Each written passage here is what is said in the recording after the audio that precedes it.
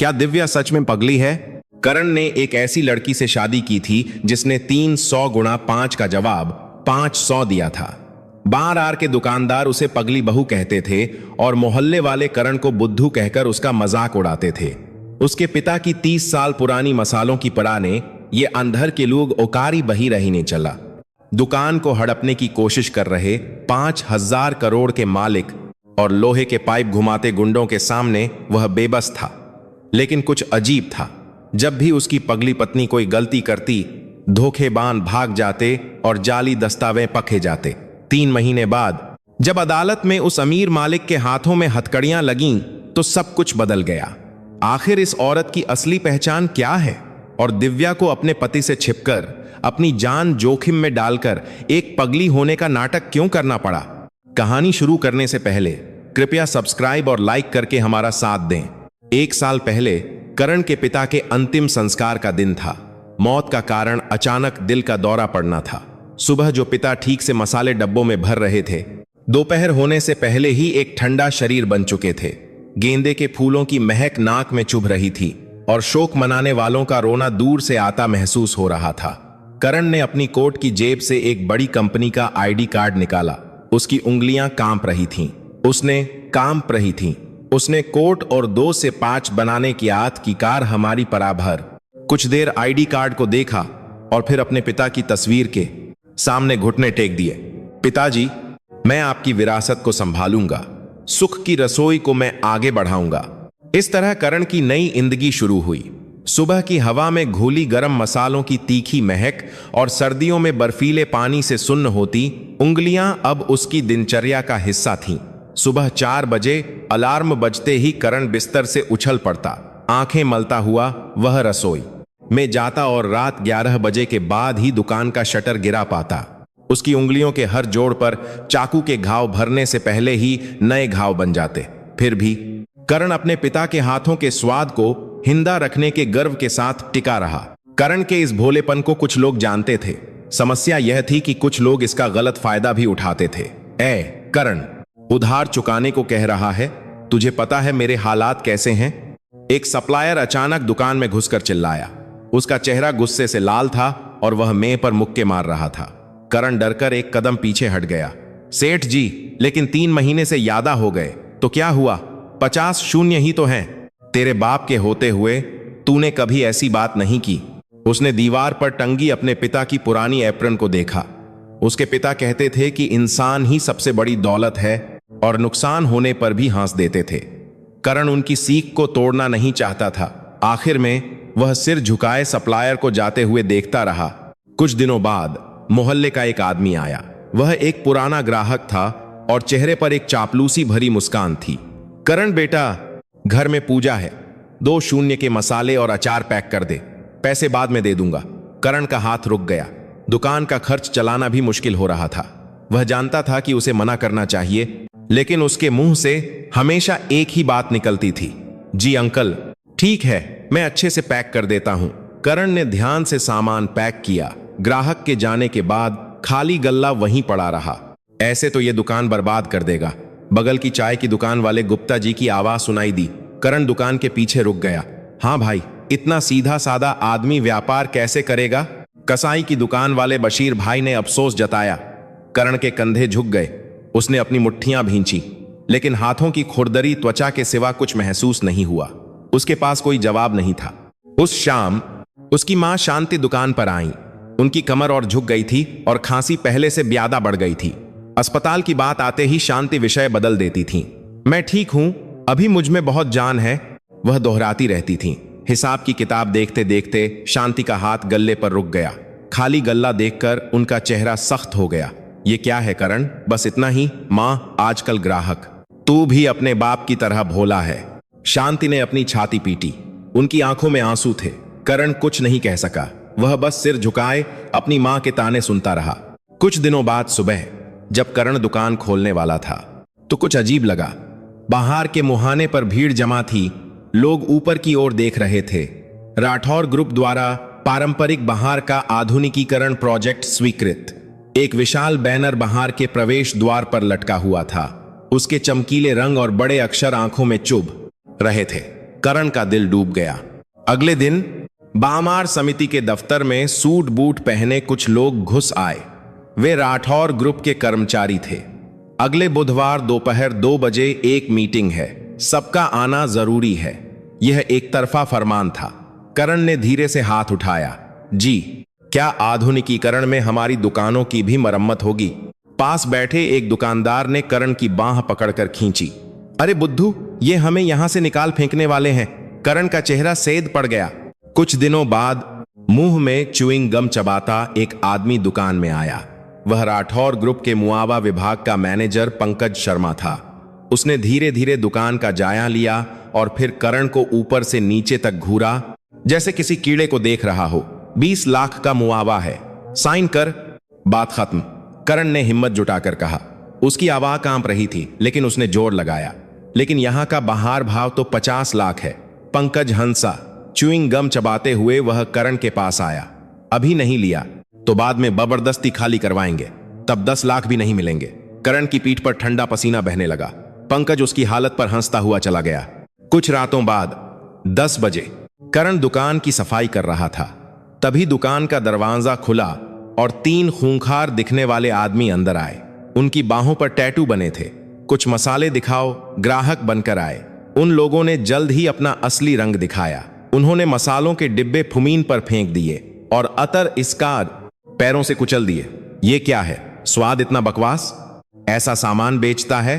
जब करण ने विरोध करने की कोशिश की तो एक आदमी ने उसका कॉलर पकड़ लिया। सिगरेट और शराब की बदबू नाक में घुस गई। हमारे मालिक ने जब प्यार से कहा है तो मान जा, समझा? करण ने मुट्ठियां भींच लीं। वह उन पर हमला करना चाहता था, लेकिन अंदर के कमरे में आराम कर रही अपनी बीमार मां के बारे में सोचकर चुप रह गया। करण ने कांपते हाथों से अपना फोन निकाला। वह पुलिस को बुलाने वाला था। तभी दूसरे आदमी ने उसके कान में फुसफुसाया, तेरी मां घर पर अकेली रहती है, हमें सब पता है। करण के हाथ से ताकत चली गई। फोन वाला हाथ धीरे धीरे नीचे आ गया। गुंडे एक घिनौनी मुस्कान के साथ चले गए। अगले दिन पंकज फाइलों का एक मोटा बंडल लेकर फिर आया।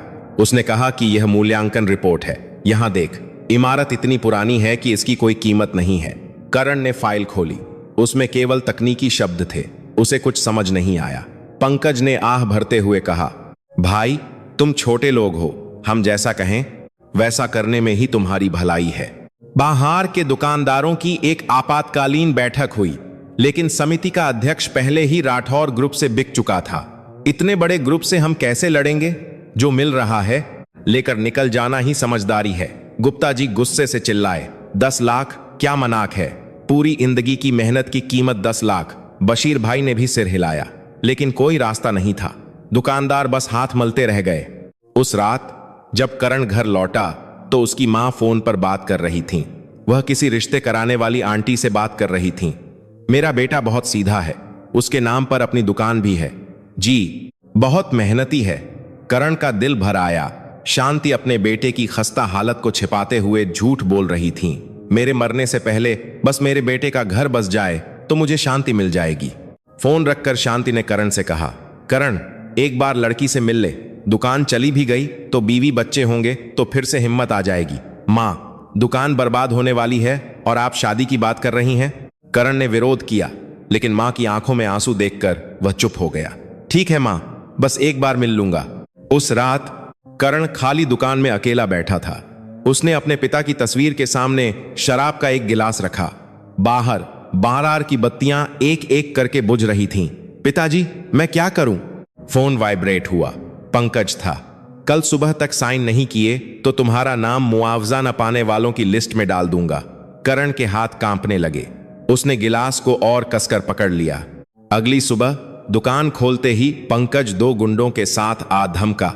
मेक पर कॉन्ट्रैक्ट और स्टैंप पैड रख दिया गया। चल जल्दी स्टैंप लगा, मेरे पास टाइम नहीं है। करण का दिल जोर होर से धड़क रहा था। हाथ पसीने से भीगे थे और पैर कांप रहे थे। उसने दरान से स्टैंप निकाला। हाथ इतने कांप रहे थे कि स्टैंप पकड़ना मुश्किल था। पिताजी, मुझे मान कर देना। स्टैंप धीरे धीरे कागड़ की ओर बढ़ा। स्याही से होते हुए वह कॉन्ट्रैक्ट पर लगने ही वाला था। धड़ाम, दुकान का दरवाजा होर से खुला। अरे दामाद जी, आप यहां हैं। यह रिश्ते वाली आंटी की आवाज थी। करण ने सिर उठाया। आंटी के पीछे एक लड़की खड़ी थी। उसके बाल बिखरे हुए थे और एक जूते का फीता खुला हुआ छमीन पर घिसट रहा था। वह खाली नजरों से दुकान में देख रही थी और उसकी नाक बह रही थी। उसकी नजरें करण से मिलीं। उसी पल करण के हाथ में स्टैंप रुक गया। करण अभी नहीं जानता था कि यह पगली दिखने वाली लड़की उसकी किस्मत को पूरी तरह से बदल देगी। वह लड़की वाकई अजीब थी। उसका एक मोजा टखने तक लुढ़का हुआ था और उसकी नौरें शून्य में कहीं टिकी थीं। मुंह थोड़ा खुला हुआ था और वह ऐसे खड़ी थी जैसे दुनिया से उसका कोई वास्ता न हो। पंकज होर से हंस पड़ा। ये कौन पागल औरत है? उसने च्युइंग गम चबाते हुए दिव्या को ऊपर से नीचे देखा, लेकिन जब रिश्ते वाली आंटी और शांति भी अंदर आ गईं, तो माहौल बिगड़ गया। पंकज ने मुंह बिगाड़ते हुए गुंडों को इशारा किया, मैं शाम को फिर आऊंगा, स्टैंप लगा कर रखना, समझे? दरवाजा बंद होते ही शांति आंटी की ओर दौड़ी। वह फुसफुसा रही थी, लेकिन करण को सुनाई दे गया। अरे बहन जी, यह क्या है? मेरे बेटे के लिए ऐसी लड़की लाई हैं? आंटी ने हाथ जोड़ लिए। अरे भाभी जी, आजकल की दुनिया में इसके जैसी सीधी और भोली लड़की कहां मिलेगी? जो काम कहो कर देगी, एक शिकायत नहीं करेगी। शांति का चेहरा उतर गया, लेकिन करण उस शून्य में ताकती दिव्या से नजरें नहीं हटा पा रहा था। उसे कुछ अजीब सा महसूस हो रहा था। करण धीरे से उसके पास गया। नमस्ते, मेरा नाम करण है। दिव्या ने धीरे धीरे सिर घुमाया। उसकी आंखों को फोकस करने में समय लग रहा था। नमस्ते। वह बुरी तरह हकला रही थी। वह आंखें भी नहीं मिला पा रही थी और बस मामीन को देख रही थी। आपका नाम क्या है? काफी देर की चुप्पी के बाद दिव्या के होंठ कुछ हिले और आवाज आ निकली, दिव्या। उम्र? दिव्या ने अपनी उंगलियां खोलनी शुरू की। 1 2 3। वह उंगलियों पर कुछ गिनने का नाटक कर रही थी। शांति ने गहरी सांस ली, लेकिन करण अपनी जगह से नहीं हिला। शांति को अचानक कुछ याद आया और उन्होंने एक कैलकुलेटर निकालकर दिव्या के सामने रख दिया। अच्छा, ये करके दिखा। 300 वाले अचार के 5 पैकेट कितने हुए? दिव्या ने कैलकुलेटर उठाया, लेकिन उसने उसे उल्टा पकड़ रखा था और बटन दबाने लगी। स्क्रीन दिखाई नहीं दे रही थी। कुछ देर बटन दबाने के बाद दिव्या ने सिर खुजलाया। 500। शांति ने अपना माथा पीट लिया। आंटी भी शर्मिंदा होकर खांसने लगी। दुकान में एक भारी खामोशी छा गई। मां, करण ने शांति का हाथ पकड़ा। उसकी आंखें लाल थीं। मैं इस चालाक दुनिया से तंग आ गया हूं। मां, कम से कम यह लड़की मुझे धोखा तो नहीं देगी? क्या हम जैसे लोग एक दूसरे की मदद करके नहीं जी सकते? बेटे की कांपती आवाज सुनकर शांति की बोलती बंद हो गई। जीवन भर बुद्धू कहलाने वाला बेटा आज पहली बार अपने दिल की बात कह रहा था। शांति ने आंसू पोंछते हुए मुंह फेर लिया। यह एक मौन सहमति थी। करण ने फ्रिज से कुछ अचार निकाले। उसने एक प्लेट और कांटा दिव्या के सामने रखा।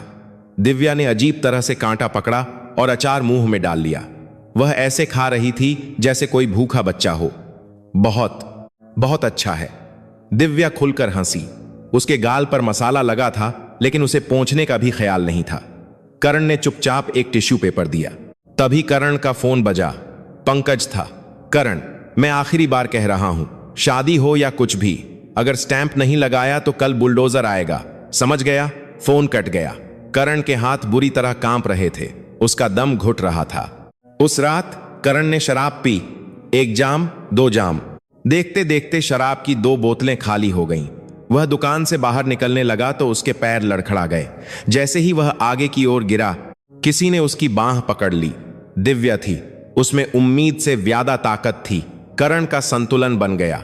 नशे में भी उसे यह एहसास अजीब लगा। आप ठीक हैं?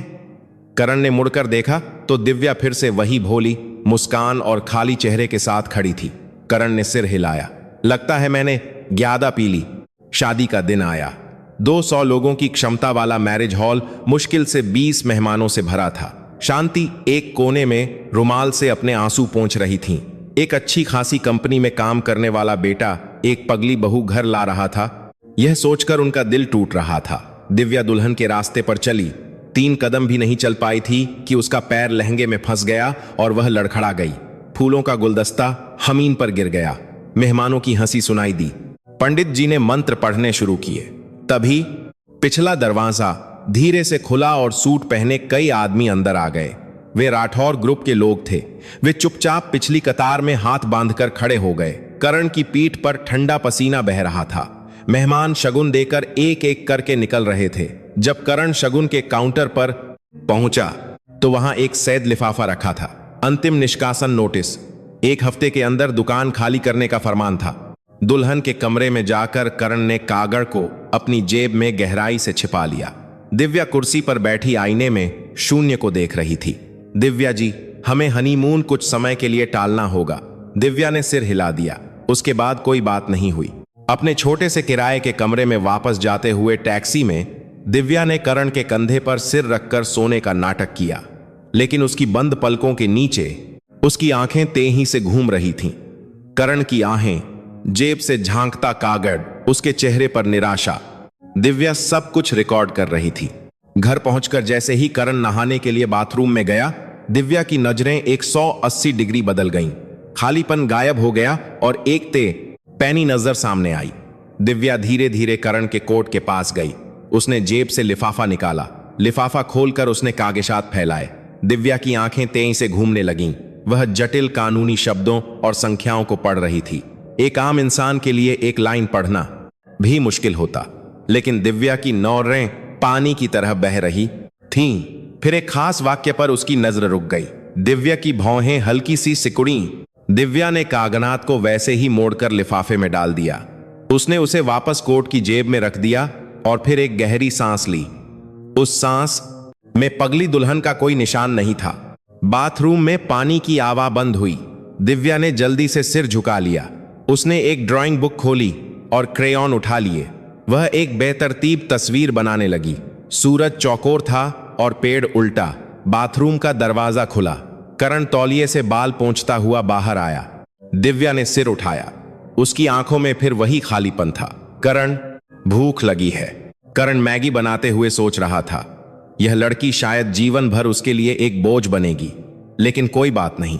इस ठंडी दुनिया में कम से कम कोई तो था जो उसे देखकर मुस्कुराता था। लेकिन वह नहीं जानता था कि खाली ड्राइंग बुक को देखती हुई उसकी पत्नी की आंखों में एक ऐसा हिसाब किताब चल रहा था जिसे वह कभी देख नहीं पाया था। यह उसी रात की बात है। करण के सांस लेने की नियमित आवाज कमरे में गूंज रही थी। दिव्या ने अपनी आंखें खोलीं। उसने धीरे धीरे उठकर अपने पति के चेहरे को देखा। वह गहरी नींद में था। उसके माथे की गहरी लकीरें नींद में भी सीधी नहीं हो रही थीं। दिव्या बिना आवाज किए कंबल हटाकर उठी। उसने अलमारी के कोने से एक पुराना लैपटॉप निकाला। स्क्रीन की नीली रोशनी उसके चेहरे पर पड़ी। स्क्रीन पर एक बिना नाम का फोल्डर था। एक पासवर्ड विंडो चमक रही थी। दिव्या की उंगलियां कीबोर्ड पर रुक गईं। उसके दिमाग में उस दिन की याद कौंधी जब बारिश हो रही थी। एक भरोसेमंद इंसान का धोखा और सत्ता के सामने अदालत में घुटने टेकना। मरने का नाटक करो, तभी तुम्हारा भाई भी इंदा रहेगा। एक ठंडी आवाज उसके कानों में गूंजी। दिव्या ने अपने कांपते हाथों को कसकर भींच लिया। आखिरकार दिव्या ने लैपटॉप बंद कर दिया। उसने खिड़की से बाहर देखा। चांदनी खिड़की से छनकर अंदर आ रही थी। इस आदमी को कुछ भी जानने की जरूरत नहीं है, दिव्या ने धीरे से कहा। उसने सोते हुए करण को एक बार और देखा और लैपटॉप को वापस अलमारी में छिपा दिया। अगली सुबह हुई। दिव्या आईने के सामने खड़ी हुई। उसने उंगलियों से अपने बाल बिखरा लिए। करीने से संवारे गए बाल एक घोंसले की तरह उलझ गए। उसने जानबूझकर एक मोजा नीचे खिसका लिया और मुंह थोड़ा खोलकर एक भोला चेहरा बनाया। आईने में कल वाली पगली पत्नी खड़ी थी। दुकान पहुंचकर करण मेज पर कॉन्ट्रैक्ट फैलाए सिर पकड़े बैठा था। वह बस आहें भर रहा था। क्या करूं, बस 1 हफ्ता बचा है। दिव्या धीरे धीरे पास आई। करण का ध्यान उस पर नहीं था। इस बीच दिव्या ने मेज पर रखे क्रेयॉन का डिब्बा उठा लिया। कितना डॉट कितना सुंदर है। दिव्या ने एक लाल क्रेयॉन निकाला और कॉन्ट्रैक्ट पर चित्रकारी शुरू कर दी। गोल, त्रिकोण, टेढ़ी मेढ़ी लकीरें जैसे किसी बच्चे ने बनाई हो। खासकर एक पैराग्राफ के ऊपर उसने लाल गोला कई बार बनाया, जिससे वह हिस्सा लगभग मिट गया था। अरे दिव्या जी, ये क्या कर रही हैं? करण ने झपटकर कॉन्ट्रैक्ट छीन लिया। उसका चेहरा गुस्से से लाल हो गया। यह कितना जरूरी कागज है। दिव्या ने आंखें झपकाईं और सिर टेढ़ा किया, जैसे उसे कुछ समझ ना आया हो।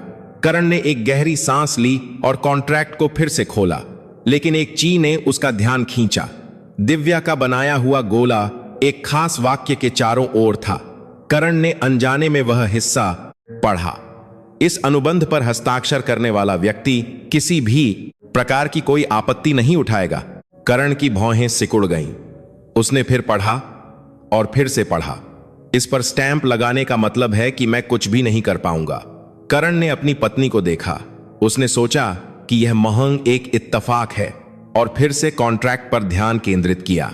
तभी दुकान का दरवाजा खुला। पंकज शर्मा था। वह आज भी च्यूइंग गम चबाता हुआ घमंड से अंदर आया।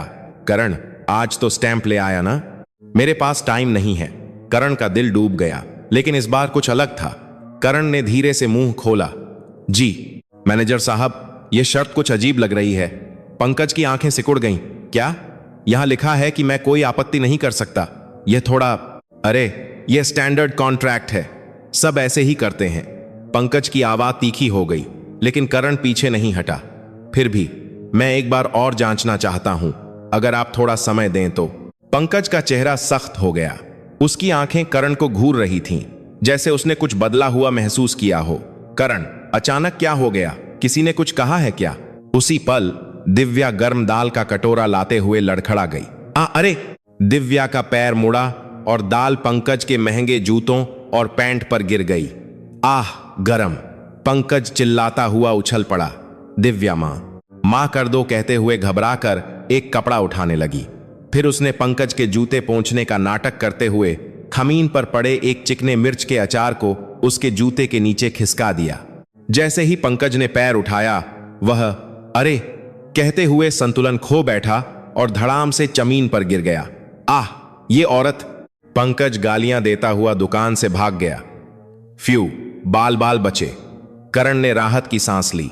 दिव्या अभी भी हमीन पोंछते हुए बड़बड़ा रही थी। फिसलन है। करण हंसते हुए सिर हिलाने लगा। पत्नी ने एक बड़ी गलती की थी, लेकिन उसकी वजह से उसे समय मिल गया था। उस दिन से दिव्या बाहमार में घूमने लगी। नमस्ते। दिव्या अजीब तरह से नमस्ते करती हुई दुकानों में झांकती। दुकानदार पहले तो शक करते, लेकिन दिव्या के पागलपन को देखकर जल्द ही निश्चिंत हो जाते। अरे, यह तो करण की बीवी है। बेचारा, कहां से ऐसी लड़की ले आया? दुकानदार दिव्या के सामने कुछ भी बोलने लगे। राठौर ग्रुप की कहानी, मुआवजे की बात, किसने पहले ही स्टैंप लगा दिया था। दिव्या खाली चेहरे से सब सुनती रही। रात में दिव्या अपना लैपटॉप खोलती। वह एक स्थानीय ऑनलाइन फोरम में लॉग इन करती। उसकी उंगलियां तेजी से कीबोर्ड पर चलती। राठौर ग्रुप के पुनर्विकास में धोखाधड़ी, निवासियों के नुकसान के मामले। एक पोस्ट अपलोड हो गई। उसमें कंक्रीटनीय मामले और कानूनी आधार बताए गए थे। लेखक का नाम गुमनाम था। अगले दिन करण फोन देखते हुए चौंक गया। अरे, यह क्या है? यह तो बिल्कुल हमारी स्थिति जैसी है। करण ने फोरम की पोस्ट पढ़ी। किसी ने राठौर ग्रुप के तरीकों को विस्तार से बताया था। पता नहीं कौन है, लेकिन इसे स्थिति की बहुत अच्छी जानकारी है। करण ने सिर खुजलाया। दिव्या पास में ड्राइंग बुक पर कुछ बना रही थी। उसके चेहरे पर कुछ न जानने के भाव थे। कुछ दिन बाद करण को एक अजीब एहसास होने लगा। माहौल बदल रहा था। उसके फोन पर संबंधित खबरें आने लगी थीं और बिना खोजे भी जरूरी जानकारी उसे मिल रही थी, जैसे कोई उसे बता रहा हो, लेकिन कौन, यह पता नहीं था। दुकानदारों की बैठक हुई। अध्यक्ष अभी भी हार मानने वाली बातें कर रहा था। जो मिल रहा है लेकर निकल जाना ही समझदारी है। इतने बड़े ग्रुप से हम कैसे लड़ेंगे? तभी करण ने हाथ उठाया। अध्यक्ष जी, लेकिन कॉन्ट्रैक्ट में एक अजीब शर्त है। मीटिंग में हलचल मच गई। करण ने कॉन्ट्रैक्ट की समस्याएं एक एक करके बताईं। दुकानदारों के चेहरे बदलने लगे। क्या यह सच है? मैंने तो ध्यान से पढ़ा ही नहीं था। अध्यक्ष का चेहरा उतर गया, लेकिन वह दुकानदारों के बदलते मन को नहीं रोक सका। मीटिंग हॉल के बाहर दिव्या दूर से यह सब देख रही थी। उसके होंठों पर एक हल्की मुस्कान आई। उस रात दिल्ली की एक ऊंची इमारत के टॉप फ्लोर पर विक्रम सिंह राठौर रिपोर्ट ले रहा था। पंकज सिर झुकाए खड़ा था। वह करण नाम का आदमी अचानक बदल गया है। जी चेयरमैन साहब, पहले तो वह कुछ नहीं कहता था, लेकिन आजकल अजीब बर्ताव कर रहा है। विक्रम की आंखें सिकुड़ गईं। उसके पीछे कौन है? पता लगाओ। अगले दिन दुकान पर एक अजनबी आया। सूट और चश्मा पहने एक अधेड़ उम्र का आदमी। वह एक प्राइवेट जासूस था। नमस्ते करण जी, बस कुछ पूछना था। करण घबरा गया। तभी दिव्या धीरे धीरे पास आई। ग्राहक ग्राहक आए हैं। दिव्या जासूस के पास गई और उसके कोट का बटन छूने लगी। चमक चमक रहा है। जासूस घबराकर पीछे हटा। दिव्या भोलेपन से हंसती हुई उसके चारों ओर घूमने लगी। कौन? आप कौन हैं अंकल? आपका नाम क्या है? जासूस की आंखों में निराशा छा गई। एक पगली औरत को देखकर उसका शक खत्म हो गया। नहीं, कुछ नहीं, मैं गलत जगह आ गया। जासूस जल्दी से दुकान से निकल गया। करण ने हैरान होकर दिव्या को देखा। दिव्या जी, आप ठीक हैं? हाँ, मैं ठीक हूं। दिव्या ने फिर से अपनी ड्राइंग बुक उठा ली। वह क्रेयॉन से कुछ बनाने लगी, लेकिन इस बार यह कोई बेतरतीब चित्रकारी नहीं थी। यह ऐसे संकेत, तीर और रेखाएं थीं जिन्हें कोई समझ नहीं सकता था। यह एक विशाल योजना की तरह लग रहा था। दिव्या की आंखें ठंडक से चमक रही थीं। अब असली जंग की तैयारी का समय था। बाहर में एक अजनबी आदमी आया। सान सूत्रे सूट और चमकते जूतों वाला वह आदमी, जिसका नाम जिग्नेश था, मुस्कुराते हुए दुकानदारों को अपना कार्ड दे रहा था। पुनर्विकास मुआवजा विशेषज्ञ कंसल्टेंसी। राठौर ग्रुप से सही दाम नहीं मिल रहा है ना? मुझे यह काम सौंपिए, मैं आपका मुआवजा 2 गुना करा दूंगा। दुकानदारों की आंखें चमक उठीं। यह एक मीठा वादा था। करण ने भी उत्सुकता से कार्ड ले लिया। दिव्या जी, क्या इस आदमी पर भरोसा किया जा सकता है? दिव्या ने कार्ड लिया। भोले चेहरे से उसने कार्ड को इधर उधर घुमाया, फिर उसे अपनी नाक के पास ले गई, जैसे वह कुछ सूंघ रही हो। बदबू अजीब है। करण हंसते हुए कार्ड वापस ले गया। पत्नी की अजीब हरकतों की उसे अब आदत हो गई थी। उस रात दिव्या ने लैपटॉप खोला। उसकी उंगलियां तेजी से कीबोर्ड पर चलीं। उसने जिग्नेश की कंपनी की खोज की। बिजनेस रजिस्ट्रेशन नंबर, मालिक की जानकारी, पता। वह एक एक चीज की जांच कर रही थी। दिव्या की आंखें सिकुड़ गईं। जिग्नेश की कंपनी एक अरेमी कंपनी थी। उसे बने हुए बस 3 महीने हुए थे और उसका कोई वास्तविक रिकॉर्ड नहीं था। और जब उसने पूंजी के स्रोत का पता लगाया तो एक जाना पहचाना नाम सामने आया, राठौर ग्रुप। दिव्या हंसी। तो यह मुआवजा बढ़ाने का नाटक करके दुकानदारों से उनकी आखिरी बची खुची पूंजी भी कमीशन के नाम पर लूटने की योजना है। कुछ दिनों बाद जिग्नेश दुकान पर आया। करण जी, क्या आपने गंभीरता से सोचा? मुझे काम सौंपने में आपका कोई नुकसान नहीं होगा। जिग्नेश ने कागजात निकालते हुए समझाना शुरू किया। करण का चेहरा धीरे धीरे डगमगाने लगा। दिव्या धीरे धीरे पास आई। कौसी लेंगे? दिव्या एक ट्रे में कौई लेकर आई, लेकिन उसका पैर फंस गया और वह लड़खड़ा गई। कौई जिग्नेश के बैग पर गिर गई। आह, गरम। जिग्नेश उछल पड़ा। उसकी पैंट पर भी कौई के छींटे पड़ गए थे। मान कर दीजिए। दिव्या घबराकर टिश्यू पेपर ले आई। जिग्नेश मुंह बनाते हुए बाथरूम की ओर चला गया। उसी पल दिव्या की नौरें बदल गईं। दिव्या ने बैग से एक दूसरा कॉन्ट्रैक्ट निकाला। उसमें छोटे छोटे अक्षरों में 30% कमीशन की शर्त लिखी थी। उसने बिना आवाज वाले कैमरे से सबूत की तस्वीर ली और फिर से एक भोली लौकी बन गई। कुछ देर बाद करण का फोन बजा।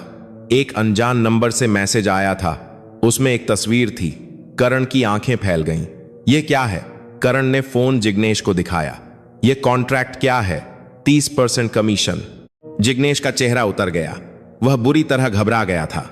वह तो तुम धोखेबाज हो, अभी निकलो यहां से। जिग्नेश का चेहरा बिगड़ गया। वह गालियां देता हुआ भाग गया। करण ने राहत की सांस ली। आखिर कौन मेरी मदद कर रहा है? क्या पिताजी स्वर्ग से देख रहे हैं? कुछ दिनों बाद एक अनपेक्षित मेहमान आया।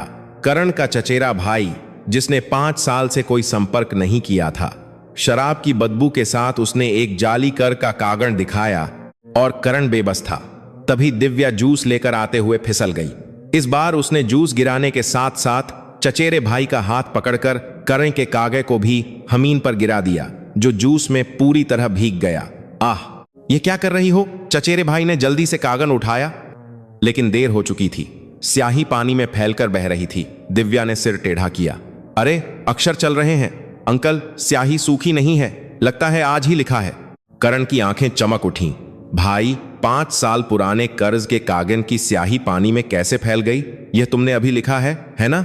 चचेरे भाई का चेहरा लाल हो गया। वह कुछ नहीं बोल सका। आखिरकार वह गालियां देता हुआ दुकान से भाग गया। करण ने दिव्या को गले लगा लिया। दिव्या जी, आपकी गलती ने मुझे बचा लिया। दिव्या ने भोलेपन से मुस्कुराया। लेकिन उसकी नौरें खिड़की से बाहर थीं। चचेरा भाई गली के कोने पर एक काली गाजी में बैठ रहा था। गाजी के पास राठौर ग्रुप के गुंडे खड़े थे। दिव्या ने चुपके से फोन निकालकर एक तस्वीर ले ली। अगली सुबह दिव्या ने करण से कहा, मैं एक काम से जा रही हूं। करण ने सामान्य रूप से सिर हिला दिया। दिव्या मिठाई का एक डिब्बा लेकर दुकान से निकली। श्रीमान किशोर, मूल्यांकनकर्ता का कार्यालय। दिव्या मुस्कुराते हुए दरवाजा खोला। मिठाई बहुत स्वादिष्ट है। कर्मचारी ने हैरान होकर देखा। हमारे लिए किसने भेजा है? बाहर की तरफ से। धन्यवाद। कर्मचारी हैरान था, लेकिन उसने मिठाई ले ली। उस समय मूल्यांकनकर्ता बाहर था और दफ्तर में केवल कर्मचारी अकेला था। अरे एक मिनट, मैं एक फोन करके आता हूं। कर्मचारी अपनी सीट से उठा। दिव्या का चेहरा तुरंत बदल गया। वह तेजी से खिड़की के पास रखे गमले के पास गई। उसने जेब से एक छोटा सा उपकरण निकाला, उंगली के नाखून जितना बड़ा। दिव्या ने माहिर हाथों से गमले के नीचे वह उपकरण चिपका दिया। उसका दिल तेजी से धड़क रहा था, लेकिन हाथ इरा भी नहीं कांपे, जैसे उसने यह सैकड़ों बार किया हो। जब कर्मचारी वापस आया तो दिव्या फिर से भोले चेहरे के साथ गमले के फूल को छू रही थी। सुंदर फूल। हाँ, मिठाई के लिए धन्यवाद। दिव्या मुस्कुराती हुई दफ्तर से बाहर आ गई। उस रात से दिव्या के लैपटॉप में ऑडियो फाइलें जमा होने लगीं। मूल्यांकनकर्ता और राठौर ग्रुप के अधिकारी की बातचीत पूरी तरह से रिकॉर्ड हो गई थी। किशोर जी, अगले शुक्रवार को मिलते हैं। हमेशा की तरह काम कीजिएगा। ठीक है, रकम वही रहेगी ना? दिव्या ने तारीख और जगह नोट कर ली। यह घूसखोरी के लेन देन को पकड़ने की जानकारी थी। उसने मूल्यांकन में हेरफेर के सबूतों की सूची बनाना शुरू कर दिया। इस बीच करण दुकानदारों की समिति में अपनी आवाज बुलंद कर रहा था। अनजाने में मिल रही मदद से उसका आत्मविश्वास बढ़ गया था। दुकानदार भी करण की बात सुनने लगे थे, लेकिन डर अभी भी बाकी था। एक रात गुप्ता जी की चाय की दुकान के सामने हंगामा हुआ। गुंडे पेट्रोल का कनस्तर लिए खड़े थे। स्ट्रीट लाइट की रोशनी में लाल कनस्तर भयानक लग रहा था। अबे बुढ़े, अभी भी ईद पर अड़ा है, दुकान जला दें क्या? गुप्ता जी का चेहरा सैद पड़ गया। उनके पैर कांप रहे थे और वह लगभग गिरने वाले थे। गुंडे हंसते हुए चले गए। दिव्या अंधेरे में यह सब रिकॉर्ड कर रही थी, लेकिन उसने वीडियो जारी नहीं किया। अभी सही समय नहीं था। अगले दिन दिव्या ने एक ऑनलाइन कानूनी सलाह फोरम पर एक पोस्ट डाली। पुनर्विकास धोखाधड़ी से सावधान, ऐसी कंपनियों से बचें। उसमें धोखे के तरीके और नुकसान के मामलों का विवरण था। पोस्ट तुरंत वायरल हो गई। इसी तरह के पीड़ितों के कमेंट्स की बाढ़ आ गई। हमारे मोहल्ले में भी ऐसा ही हो रहा है, इसकी शिकायत कहां करें? जनमत बनने लगा था। करण दुकानदारों के सामने खड़ा हुआ। अगर हम एक हो जाएं तो हम जीत सकते हैं। आइए मिलकर लड़ें। लेकिन दुकानदारों की प्रतिक्रिया अभी भी ठंडी थी। किस भरोसे पर? क्या हमारे पास कोई वकील है? करण के पास कोई जवाब नहीं था। वह बस अपनी मुट्ठियां भींचता रहा। दिव्या ने दरान के कोने से अपनी बनाई हुई तस्वीरों वाली गाइड बुक निकाली। उसने मुश्किल कानूनी शब्दों के बजाय धोखेबाजों की पहचान, धमकी मिलने पर क्या करें जैसी बातें सुंदर तस्वीरों के साथ बनाई थीं। दिव्या ने सोते हुए करण के हाथों की कठोर त्वचा को सहलाते हुए वादा किया, बस थोड़ा इंतजार करो करण जी, मैं तुम्हारी सबसे महबूत ढाल बनूंगी। और दिव्या को एहसास हो गया था कि विक्रम सिंह राठौर इस धीमी प्रक्रिया को खत्म करने के लिए जल्द ही सबसे क्रूर तरीका अपनाएगा। दिव्या चुपचाप गुप्ता जी की चाय की दुकान पर गई। गुंडों से धमकी मिलने के बाद गुप्ता जी का चेहरा आधा रह गया था। दिव्या ने अपनी जेब से एक छोटी सी मशीन निकाली और खिलौने की तरह उससे खेलने लगी। अंकल, यह सुंदर है ना? करण ने कहा, इसमें से गाना आता है। दिव्या ने जो दिया वह एक छोटा सा रिकॉर्डर था। जब गुप्ता जी ने हैरानी से देखा तो दिव्या ने भोलेपन से बटन दबाकर दिखाया। जो भी बोलो सब इसमें आ जाता है। कमाल है ना? उसी पल गुप्ता जी की आंखें चमक उठीं। हाँ, रिकॉर्डिंग से सबूत बन सकता है। दिव्या कुछ न जानने का नाटक करती हुई दुकान से निकल गई। उसने कसाई बशीर भाई को चेतावनी दी, पावर ऑफ अटॉर्नी पर स्टैंप लगाना बहुत डरावना होता है। मां कहती हैं स्टैंप बुरे होते हैं। और अनपढ़ सब्जी वाले चाचा जी को एक अंग्रेजी दस्तावेज दिखाते हुए कहा, यह तो कूड़ेदान की तस्वीर है। क्या यह फेंकने वाली चीज है? जिससे चाचा जी को पता चला कि यह संपत्ति त्यागने का दस्तावेज था। अगर हम बिखर गए तो हम मर जाएंगे। हमें एक होकर अपनी जगह बचानी होगी। करण की सच्ची पुकार पर एक संघर्ष समिति का गठन हुआ और यह खबर विक्रम सिंह राठौर तक पहुंची। क्या संघर्ष समिति बना ली। राठौर का चेहरा बिगड़ गया। पंकज सिर झुकाए खड़ा था। इनकी इतनी हिम्मत। पंकज, इस मामले को हमेशा के लिए खत्म कर दो। जी चेयरमैन साहब। अगली सुबह थी। गुंडे बहरार में घुस आए। इस बार 10 से ज्यादा थे। वे सब्जी वाले चाचा जी के ठेले पर रुके। इस बुढ़े की इतनी हिम्मत कि इसने कागे फाड़ दिया। आज तेरा आखिरी दिन है। एक गुंडे ने ठेले पर लात मारी। गोभी और मूली जमीन पर बिखर गए। चाचा जी ने हाथ जोड़े। मत करो प्लीज। गुंडों ने हंसते हुए ठेला पलट दिया। जब चाचा जी ने रोकने की कोशिश की तो उन्हें धक्का देकर जमीन पर गिरा दिया। बंद करो ये सब। करण दौड़कर आया, लेकिन 2 गुंडों ने उसे पकड़ लिया। करण ने छूटने की कोशिश की, लेकिन उसे भी जमीन पर फेंक दिया गया। एक गुंडे ने लोहे का पाइप उठाया। वह जमीन पर पड़े चाचा जी पर वार करने ही वाला था। नहीं, एक चीख गूंजी। दिव्या थी। वह दौड़कर आई और चाचा जी को अपनी बाहों में ले लिया। वह ऐसी लग रही थी जैसे पागलपन में उसे खतरे का अंदाना ही नहीं है। चाचा जी को दर्द होगा। लोहे का पाइप दिव्या की ओर आया। उसी पल करण ने छलांग लगा दी। उसने पूरी ताकत से दिव्या को धक्का दिया और उसे अपनी बाहों में ले लिया। उसकी पीठ पर एक जोरदार भारी आवा बहार की गली में गूंजी। एक गर्म तेम दर्द उसकी रीढ़ की हड्डी से होते हुए दिमाग तक पहुंच गया। करण चीख भी नहीं पाया और उसका दम घुट गया। दुनिया पीली हो गई और जमीन उसके चेहरे की ओर आती महसूस हुई। करण। दिव्या ने करण को पकड़ा। करण का चेहरा सफेद पड़ गया था। उसके माथे पर पसीने की बूंदें थीं, दर्द में भी। करण ने कांपते हाथों से दिव्या का हाथ पकड़ा। दिव्या, तुम्हें चोट तो नहीं लगी? भागो यहां से। करण की आंखें धीरे धीरे बंद हो गईं। दिव्या की पुतलियां फैल गईं। उसके सीने में एक आग सी भड़की। भोला चेहरा गायब हो गया और एक ठंडा पैना गुस्सा उसकी आंखों में भर गया। उसने दांत भींच लिए। उसकी मुट्ठियां इतनी कस गईं कि वे सयेद पड़ गईं। क्या हुआ? यह औरत ऐसे क्यों देख रही है? एक गुंडा हंसने ही वाला था। हराम हादो। गुप्ता जी झाड़ू लेकर दौड़े। बशीर भाई छुरा लहराते हुए आए। दुकानदार एक एक करके करछुल और फ्राइंग पैन लेकर जमा हो गए। वे लोग थे जिन्होंने जीवन भर सिर झुकाया था, लेकिन एक पड़ोसी को खून में लथपथ देखकर वे और बर्दाश्त नहीं कर सके। हमारे बाहर से दफा हो जाओ। गुस्से भरी चीखें गली में गूंजने लगीं। गुंडे इस अप्रत्याशित हमले से घबरा गए। आखिरकार वे गालियां देते हुए भाग गए। करण अस्पताल नहीं गया। अस्पताल का खर्च ज्यादा था। वह घर पर मरहम लगाकर लेटा हुआ था। रात गहरी हो गई थी। दिव्या सोते हुए करण के चेहरे को देख रही थी। पीला चेहरा, सिकुड़ी हुई भौहें, जैसे नींद में भी दर्द हो रहा हो। हर सांस के साथ उसका चेहरा थोड़ा बिगड़ जाता। दिव्या का हाथ करण के गाल को सहलाने लगा। उसकी उंगलियां कांप रही थीं।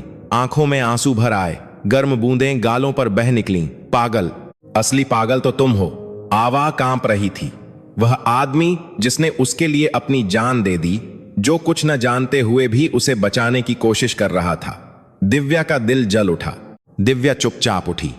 उसने कोट पहना और घर से बाहर निकल गई। गली के कोने पर उसने फोन निकाला। उसने एक नंबर डायल किया। 2 रिंग के बाद किसी ने फोन उठाया। हाँ सीनियर, मैं बोल रही हूं। दिव्या का लहजा पूरी तरह बदल गया था। कोई हकलाहट नहीं, कोई भोलापन नहीं, एक ठंडी सांच आवा थी। कागेशा तैयार कीजिए, जंग शुरू हो रही है। अगली सुबह करण ने आंखें खोलीं। उसने उठने की कोशिश की, लेकिन पीठ के दर्द से चेहरा बिगड़ गया। उसने किसी तरह उठकर चारों ओर देखा। घर में कोई नहीं था। मेज पर एक नोट रखा था, दुकान पर आइए। करण हैरान होकर दर्द सहते हुए दुकान की ओर चला। आधा खुला शटर के नीचे से दुकान में घुसते ही करण वहीं जम गया। मेम पर कानून की किताबों का ढेर और एक लैपटॉप रखा था, और एक व्हाइट बोर्ड पर राठौर ग्रुप के भ्रष्टाचार का पूरा चार्ट बना हुआ था। और उसके बीच में पिता की तस्वीर के सामने सीधी खड़ी एक औरत थी, बिखरे बालों को करीने से बांधकर, नीले रंग का सूट पहने हुए। मोटे फ्रेम के चश्मे के पीछे से चमकती उसकी आंखें बुद्धि और करिश्मे से भरी थीं। दिव्या, तुम कौन हो? दिव्या ने अपना चश्मा ठीक किया। उसके होठों पर एक हल्की मुस्कान आई। करण जी। नहीं, पतिदेव। हैरान हो गए। अब वह हकला नहीं रही थी। आवाज साज और स्पष्ट थी। अब से मैं आपकी वकील हूं। दिव्या एक कदम आगे बढ़ी। उसकी ठंडी नौरें खिड़की से बाहर थीं, जहां राठौर ग्रुप की इमारत दिख रही थी। मेरे पति को हाथ लगाने वालों को मैं कहीं का नहीं छोड़ूंगी। दिव्या के होठों पर एक ठंडी मुस्कान थी। यह एक जीवन भर बुद्धू कहलाने वाले पति के लिए एक जीनियस वकील का दुनिया के लिए युद्ध का ऐलान था। प्रेस कॉन्फ्रेंस की सुबह थी। बहरार का चौक शानदार ढंग से सजाया गया था। राठौर ग्रुप द्वारा सौहार्दपूर्ण समझौता समारोह का एक विशाल बैनर आसमान में लटका था। दर्जनों फूलों के गुलदस्ते मंच के चारों ओर थे, जैसे कोई त्योहार हो, लेकिन करण का दिल भारी था। दर्शकों की पहली पंक्ति में साम सुथरे कपड़े पहने नौजवान बैठे थे। वे राठौर ग्रुप द्वारा लाए गए दिहाड़ी मजदूर थे। वे इशारे पर ताली बजाने के लिए तैयार थे। एक काली लिमोइन आई, दरवाजा खुला और विक्रम सिंह राठौर बाहर निकला। उसने पत्रकारों की ओर हाथ हिलाते हुए एक आरामदायक मुस्कान दी, जैसे वह एक विजेता हो। उसने चौक के एक कोने में जमा दुकानदारों की ओर देखा भी नहीं। करण मंच के बगल में खड़ा था। उसकी हथेलियां पसीने से भीगी थीं। दिल जोर जोर से धड़क रहा था। पंकज ने धीरे से आकर करण की कमर में चुटकी काटी। जैसा स्क्रिप्ट में लिखा है वैसा ही पढ़ना। कुछ और कहा तो जानते हो ना। करण ने सूखा थूक निगलते हुए सिर हिलाया। मंच पर खड़े करण के हाथ कैमरा फ्लैश के नीचे दिखाई दिए। हर सुबह ठंडे पानी में धोए गए, चाकू से कटे और कठोर हो चुके एक मादूर के खुरदुरे हाथ। उसके कंधे पर विक्रम ने अपना चिकना लालची हाथ रखा। महंगी सोने की अंगूठी पहने राठौर का हाथ ऐसा लग रहा था जैसे किसी शिकारी का पंजा हो जो करण को निगलने वाला हो। जेब में रखा स्टैंप उसे बहुत भारी महसूस हो रहा था। उसी समय बालार के पब्लिक टॉयलेट में दिव्या आईने के सामने खड़ी थी। उसने एक गहरी सांस ली। दिल तेजी से धड़क रहा था। उसने बिखरे बालों को खोलकर कंघी से करीने से संवारा। पीछे एक साफ जूड़ा बनाया। बैग से एक काले फ्रेम का चश्मा निकाला और पहन लिया। छिपाकर रखे सूट का जैकेट निकाला और पहना। सिलवटों को हाथ से सीधा किया और बटन बंद किए। आईने में अब पगली पत्नी नहीं थी, केवल एक तेज नजरों वाली वकील खड़ी थी। दिव्या ने अपने रूप को ध्यान से देखा। बहुत समय बाद वह अपने असली रूप का सामना कर रही थी। दिव्या ने एक गहरी सांस ली। शुरू करते हैं। चौक में कार्यक्रम शुरू हो गया था। उद्घोषक ने माइक पकड़कर एक उज्जवल आवाज में घोषणा की। सबसे पहले समझौते पर सहमति जताने वाले आदर्श दुकानदार श्री करण को मंच पर बुलाते हैं। तालियों की गड़गड़ाहट हुई। करण कांपते पैरों से मंच पर चढ़ा। दर्जनों कैमरों ने एक साथ फ्लैश चमकाए। आंखें इतनी चौंधिया रही थीं कि वह ठीक से देख भी नहीं पा रहा था। राठौर मंच पर आया। उसने करण के कंधे पर हाथ रखते हुए पत्रकारों की ओर मुस्कुराया। बस इस कॉन्ट्रैक्ट पर स्टैंप लगते ही हम एक परिवार बन जाएंगे। कैमरे फिर से चमके। करण ने कांपते हाथों से जेब से स्टैंप निकाला। मेज पर रखी लाल स्याही उसकी नजरों में आई। वह स्टैंप को स्याही पर ले जाने ही वाला था। यह समझौता अमान्य है। एक गूंजती हुई आवाज ने चौक को चीर दिया। बानार की गली से सुबह की धूप को चीरती हुई एक औरत बाहर आई। करीने से बंधे बाल, काला सूट और चश्मे के पीछे से निकलती एक ताकत। वह ऐसी लग रही थी जैसे बानार की रक्षा के लिए उतरी कोई देवी हो जो भीड़ को चीरती हुई आगे बढ़ रही थी। टक टक टक। उसकी सैंडल की आवाज न्याय की ताल की तरह चौक में गूंज रही थी। क्या यह औरत यहां क्या कर रही है? इसे बाहर निकालो। गुंडे दौड़ पड़े, लेकिन दिव्या नहीं रुकी। उसने अपनी जेब से कुछ निकालकर ऊंचा उठाया। मैं वकील दिव्या शर्मा हूं। अगर मुझे हाथ लगाया तो भारतीय दंड संहिता की धारा 352 के तहत हमला करने के जुर्म में मौके पर ही गिरफ्तार कर लिए जाओगे। आवाज ठंडी और शांत थी। गुंडे डरकर रुक गए। वे कानून की धारा बोलने वाली दिव्या के तेवर से दब गए थे। दिव्या ने इस मौके का फायदा उठाया। वह तेजी से मंच पर चढ़ गई। उसने करण के हाथ से स्टैंप छीन लिया। दे दिव्या जी। करण की आंखें फैल गईं। दिव्या ने माइक पकड़ लिया। मैं करण जी की कानूनी सलाहकार और उनकी पत्नी दिव्या शर्मा हूं। चौक में हलचल मच गई। दिव्या की आवाज स्पीकर से गूंजी। यह समारोह एक धोखा है। पत्रकार पागलों की तरह तस्वीरें खींचने लगे। उन्हें एक बड़ी खबर की गंध आ गई थी। सवालों की बौछार होने लगी। धोखा? आपका क्या मतलब है? क्या आपके पास सबूत हैं? विक्रम सिंह राठौर का चेहरा सख्त हो गया। वह चिल्लाया, माइक बंद करो। यह क्या हो रहा है?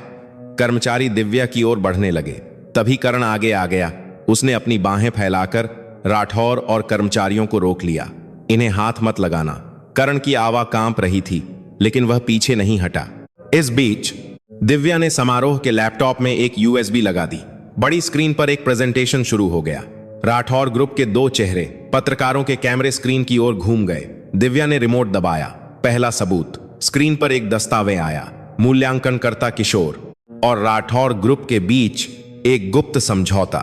उसके बगल में बैंक ट्रांसफर का रिकॉर्ड था। लाखों रुपए के लेन देन का रिकॉर्ड साथ दिख रहा था। आपकी दुकानों की कीमत में हेरफेर किया गया था। 50 लाख की दुकान को 20 लाख का बना दिया गया। यह रहा उसका सबूत। दर्शकों में हलचल मच गई। दुकानदारों के चेहरों पर गुस्सा था। कुछ ने अपनी मुट्ठियां भींच ली थीं।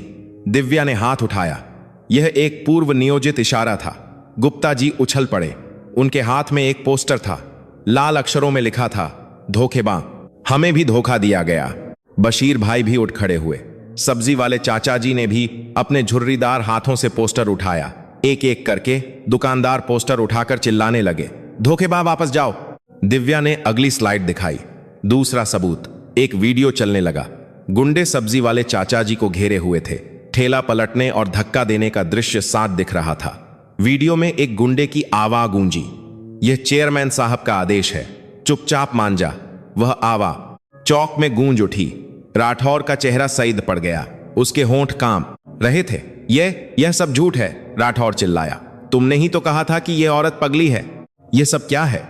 लेकिन पत्रकार अब उसकी ओर नहीं देख रहे थे। कैमरों ने राठौर के बिगड़े हुए चेहरे को कैद कर लिया था। दिव्या ने आखिरी स्लाइड दिखाई। तीसरा सबूत। आपने कहा था कि 80% निवासी सहमत हैं। स्क्रीन पर मीटिंग के मिनट्स आए। असली और जाली मिनट्स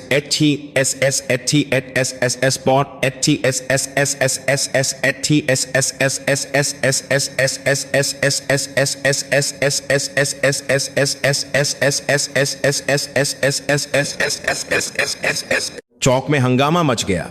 पत्रकार विक्रम सिंह राठौर पर टूट पड़े। चेयरमैन साहब, जवाब दीजिए, क्या आपने हेर फेर का आदेश दिया था? राठौर अपने सेक्रेटरी के पीछे छिपने लगा। वह पीछे हटते हुए भागने की कोशिश कर रहा था।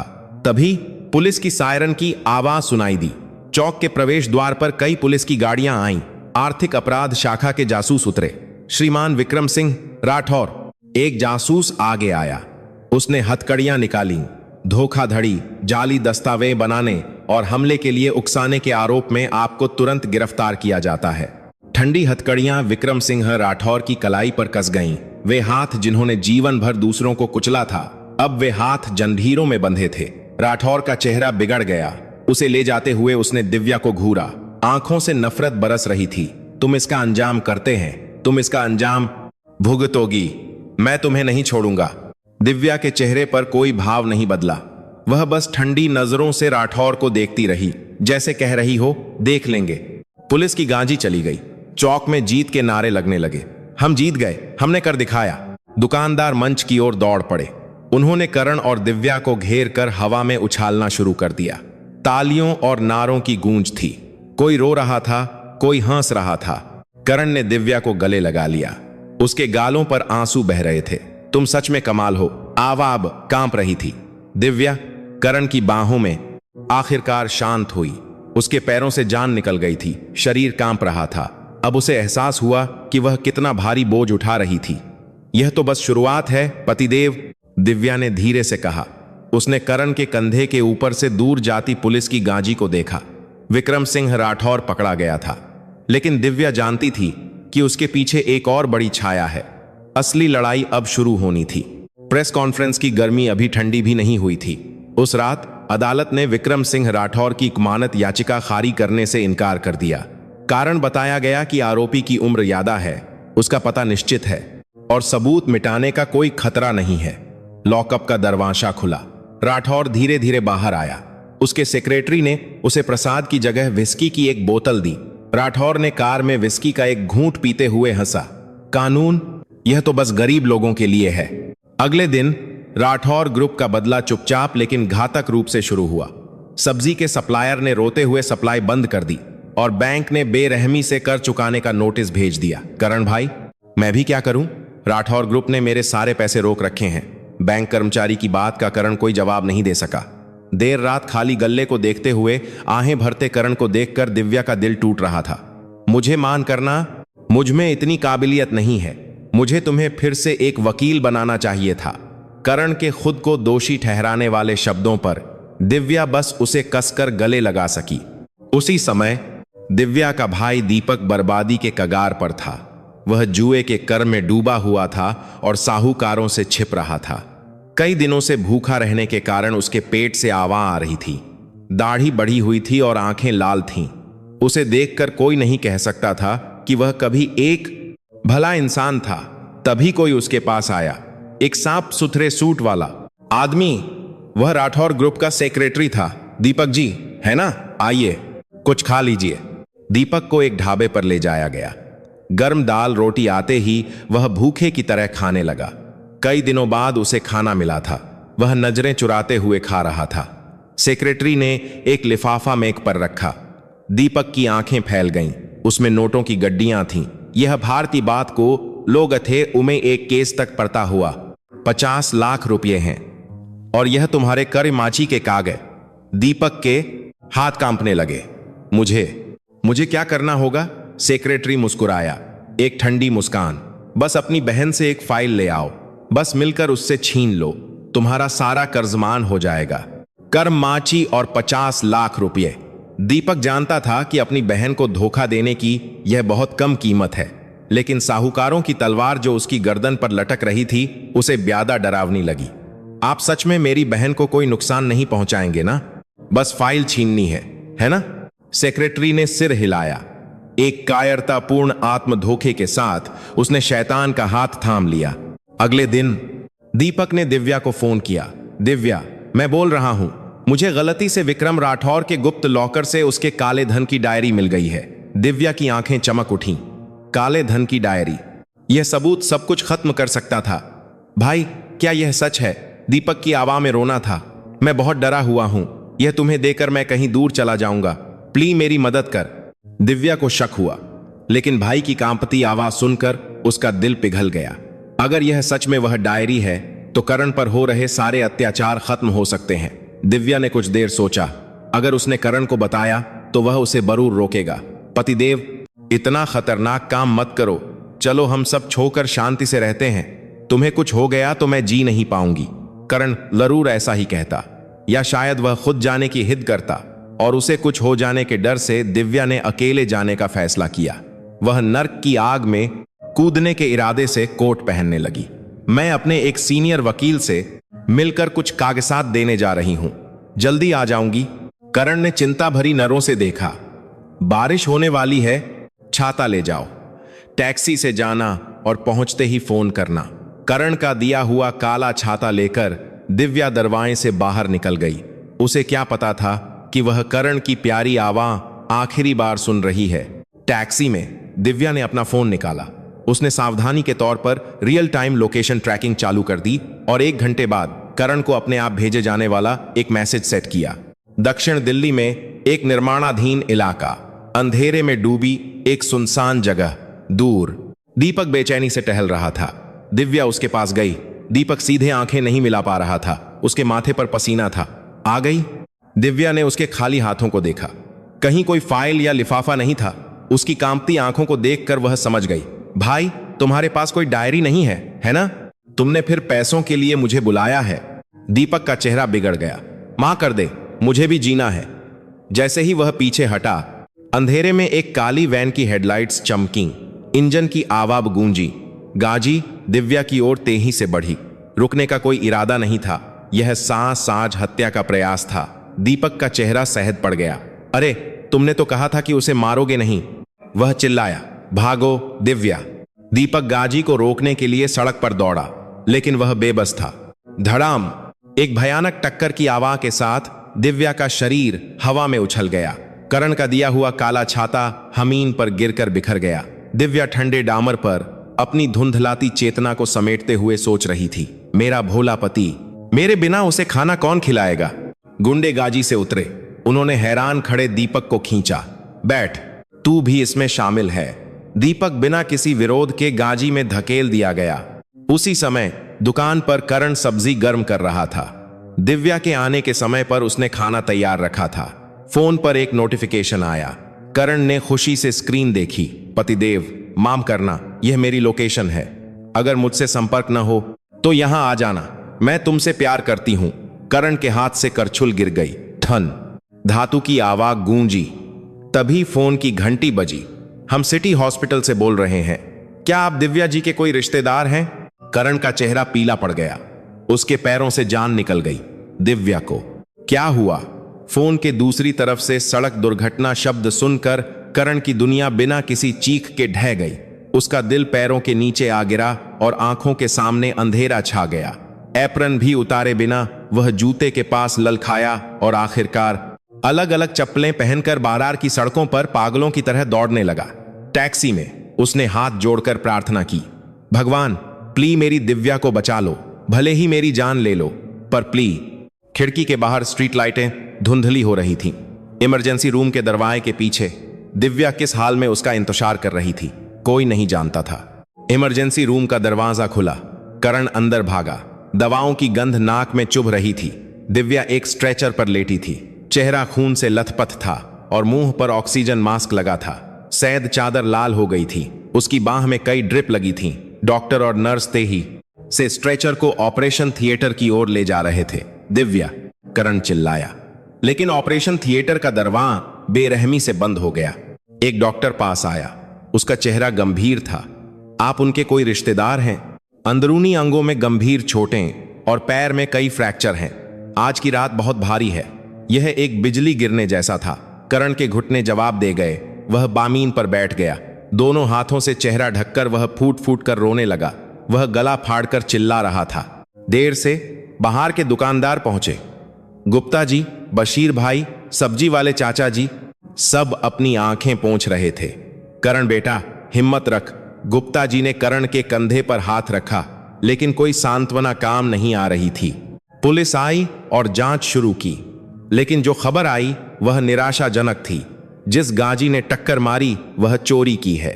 सीसीटीवी के ब्लाइंड स्पॉट में गायब हो गई, इसीलिए उसे ट्रैक करना मुश्किल है। करण की मुट्ठियां कांपने लगीं। यह महज एक दुर्घटना नहीं थी। उसे एहसास हो गया था कि यह विक्रम राठौर का बदला है। 10 घंटे बीत गए। ऑपरेशन थिएटर की लाइट बंद हो गई। डॉक्टर बाहर आया। फिलहाल खतरा टल गया है। हम उन्हें आईसीयू में शिफ्ट कर रहे हैं। करण ने राहत की सांस ली, लेकिन दिव्या अभी भी बेहोश थी। एक नर्स ने दिव्या का सामान दिया। उसमें एक टूटा हुआ फोन था। स्क्रीन मकड़ी के जाले की तरह टूट गई थी। करण ने उस फोन को देखा। उसे दिव्या का भेजा हुआ मैसेज याद आया, पतिदेव, मां करना, यह मेरी लोकेशन है। करण की आंखों से आंसू बह निकले।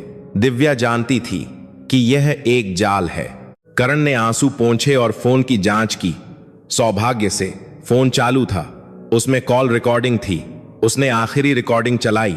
धड़ाम, एक बोरदार आवाज आई। एक चीख सुनाई दी और फिर आदमियों की आवाजें साठ सुनाई दी। औरत का काम तमाम कर दिया। गवाह को भी उठा लो, चेयरमैन साहब का आदेश है। करण के हाथ बुरी तरह कांप रहे थे। उसका दिल जम गया था। चेयरमैन साहब का आदेश, विक्रम राठौर। और उसे एहसास हुआ कि उसका भाई दीपक भागा नहीं था, बल्कि उसका अपहरण कर लिया गया था। करण उछलकर खड़ा हो गया। उसकी नजरें बदल गई थीं। अब वह डरा हुआ बुद्धू नहीं था। उसने पुलिस को रिकॉर्डिंग दी, लेकिन वह चुप नहीं बैठ सकता था। उसने खुद सबूत खोजने का फैसला किया। अब और सहा नहीं जा सकता था। जो लड़ाई दिव्या अकेले लड़ रही थी, अब उसे आगे बढ़ानी थी। करण बाहर की ओर भागा। उसने डिलीवरी वाले लड़कों को इकट्ठा किया। यह आवाज सुनो, क्या किसी ने यह गाजी देखी है? उसने रिकॉर्डिंग चलाई। बोरदार आवाज के बीच एक अजीब इंजन की आवाज थी, एक मॉडिफाइड साइलेंसर की खास गूंज। लड़कों ने सिर खुजलाया। तभी एक कुरियर वाला लड़का बोला, अरे, इतनी तेज आवाज वाली तो वही काली वैन है जो थोड़ी देर पहले दक्षिण दिल्ली की एक गली में अवैध रूप से पार्क की गई थी। करण की आंखें चमक उठीं। कहां? ठीक ठीक, बताओ कहां? करण लड़के के साथ मौके पर पहुंचा। दक्षिण दिल्ली की एक संकरी गली। गाजी वहां नहीं थी, लेकिन करण ने हार नहीं मानी। उसने आसपास की दुकानों के सीसीटीवी चेक किए, दुकानदारों को मनाया और खड़ी गाजियों के डैश कैम एक एक करके देखे। उसने चप्पा चप्पा छान मारा। डिलीवरी का काम करते हुए सीखी गई गलियों की जानकारी काम आई। उसे पता की था कि कहां ट्रैफिक कैमरा है और किस दुकान पर सीसीटीवी लगा है। सुबह हो रही थी। बिना सोए भागे भागे करण की आंखें लाल हो गई थीं, लेकिन वह हार नहीं मान सकता था। आखिरकार उसने उसे ढूंढ लिया। एक अवैध पार्किंग के लिए लगे कैमरे में अपराधी गांजी का नंबर प्लेट कैद हो गया था। एक किराने की दुकान के सीसीटीवी में सिगरेट खरीदते हुए एक आदमी का चेहरा साफ दिख रहा था। वह गुंडों का सरदार था। करण ने तुरंत सबूत पुलिस को सौंप दिए। पुलिस ने गुंडों के सरदार के कॉल रिकॉर्ड्स को ट्रैक करके उनके ठिकाने का पता लगा लिया। नोएडा का एक वीरान गोदाम। उसी समय अस्पताल के कमरे में मां दिव्या का हाथ पकड़े बैठी थीं। पूरी रात न सोने के कारण उनका चेहरा थका हुआ था। वह अपने झुर्रीदार हाथों से अपनी बहू का हाथ सहला रही थीं। दिव्या की उंगली हल्की सी हिली, उसकी पलकें कांपीं, मां की आंखें फैल गईं। करण, दिव्या, मां चिल्लाईं। कॉरिडोर में खड़ा करण कमरे में भागा। दिव्या ने मुश्किल से आंखें खोलीं। धुंधली नजरों से उसने करण का चेहरा ढूंढा। ऑक्सीजन मास्क के पीछे से उसके होंठ हिले। भाई। करण ने दिव्या का हाथ कसकर पकड़ लिया। उसकी आंखें भर आईं, लेकिन इस बार वह रोया नहीं। मैंने उसे ढूंढ लिया है, चिंता मत करो, मैं सब ठीक कर दूंगा। आवाज़ महबूब थी। दिव्या की आंखों में राहत दिखी। उसकी आंखें धीरे धीरे बंद हो गईं। वह फिर से गहरी नींद में चली गई। करण ने दिव्या के माथे पर धीरे से चूमा। मैं आता हूं उन दरिंदों को पकड़ने। करण ने दिव्या द्वारा इकट्ठा किए गए मुकदमे के कागजात का बैग उठाया। कमरे से निकलते हुए उसके कदम भारी थे, लेकिन उनमें कोई लड़खड़ाहट नहीं थी। नोएडा का वीरान गोदाम। रात की ठंडी हवा चल रही थी। पुलिस की स्पेशल टीम जमा थी। काले बुलेट प्रूफ जैकेट पहने जवान अपनी बंदूकें जांच रहे थे। करण भी एक जासूस के साथ पहुंचा। दिल तेजी से धड़क रहा था, लेकिन पीछे हटने का कोई इरादा नहीं था। मुख्य दरवाजे से अंदर घुसो। कमांडर आदेश देने ही वाला था कि करण बोला, इंस्पेक्टर साहब, वे लोग जरूर पीछे के दरवाजे से भागेंगे। मैं वहां जाता हूं। ऐसे गोदामों में अक्सर पीछे एक आपातकालीन निकास होता था। इंस्पेक्टर ने सिर हिलाया। करण अंधेरे में गायब हो गया। वह गोदाम के पीछे गया। एक जंग लगे लोहे के दरवाजे के पीछे छिपकर इंतजार करने लगा। गोदाम के अंदर कुछ भयानक हो रहा था। दीपक एक कुर्सी से बंधा था। चेहरा खून से लथपथ था। एक आंख इतनी सूज गई थी कि वह खुल भी नहीं रही थी। गुंडे उसे घेरे हुए थे। बोल, तू गवाही नहीं देगा, जल्दी बोल। एक मुक्का पड़ा। दीपक का सिर पीछे चला गया। मुंह से खून निकला। वह कराह भी नहीं पा रहा था। तभी मुख्य दरवाजा टूट गया। पुलिस, हिलो मत। स्पेशल टीम अंदर घुस आई। गुंडे घबरा गए। गुंडों का सरदार पीछे मुड़ा। वह तेजी से पिछला दरवाजा खोलकर भागा और उसी पल सरदार का शरीर आगे की ओर गिर गया। करण ने उसका पैर फंसाकर उसे गिरा दिया था। सरदार जमीन पर गिर पड़ा। वह उठने की कोशिश कर रहा था, लेकिन करण पहले ही हरकत में आ चुका था। करण ने सरदार की पीठ पर अपने घुटने से दबाव डाला। हाथ कांप रहे थे, लेकिन उसने छोड़ा नहीं। उसने पूरी ताकत लगा दी। यह सोचकर कि इसी ने दिव्या को चोट पहुंचाई थी। उसके दांत किटकिटा रहे थे। हिलना मत। आवाज गहरी थी। यह पहले वाला बुद्धू करण नहीं था। जासूस दौड़कर आए और हथकड़ियां लगा दी। सरदार को ले जाया गया। करण गोदाम के अंदर गया। दीपक कुर्सी पर बंधा हुआ लटका था। पूरा शरीर चोटों से भरा था। करण ने रस्सी खोली। दीपक जमीन पर गिरते हुए करण को देखने लगा। माफ कर दे। आंसू बह रहे थे। दीपक फूट फूट कर रो रहा था। करण ने दीपक को उठाया। आवाज ठंडी थी। अगर जीना चाहते हो तो अदालत में सच सच बोलना। वही दिव्या को बचाने का तरीका है। दीपक ने सिर हिलाया। उस रात न्यू पर ब्रेकिंग न्यू आई। राठौर ग्रुप के गुंडे गिरफ्तार। अमीर मालिक के आदेश के सबूत मिले। अस्पताल के कमरे में दिव्या ने हल्की सी आंखें खोली। उसने टेलीविजन से आती खबर सुनी। उसके पति का नाम लिया जा रहा था। दिव्या के होंठों पर एक हल्की मुस्कान आई। लेकिन यह तो बस शुरुआत थी। असली जंग अदालत में होनी थी। दिव्या अस्पताल से डिस्चार्ज हो गई, लेकिन लड़ाई खत्म नहीं हुई थी। विक्रम राठौर की तरफ से पहला वार हुआ। देश की सबसे बड़ी लॉ फर्म को हायर करके राठौर ने उल्टा दिव्या और करण पर ही मुकदमा कर दिया। झूठे आरोप और मानहानि, कंपनी के काम में बाधा डालने का आरोप, पीड़ित को ही अपराधी बनाने की साजिश। फर्ती खबरें फैलने लगीं। दिव्या ने सड़क दुर्घटना का नाटक किया, उसका पति भी इसमें शामिल है।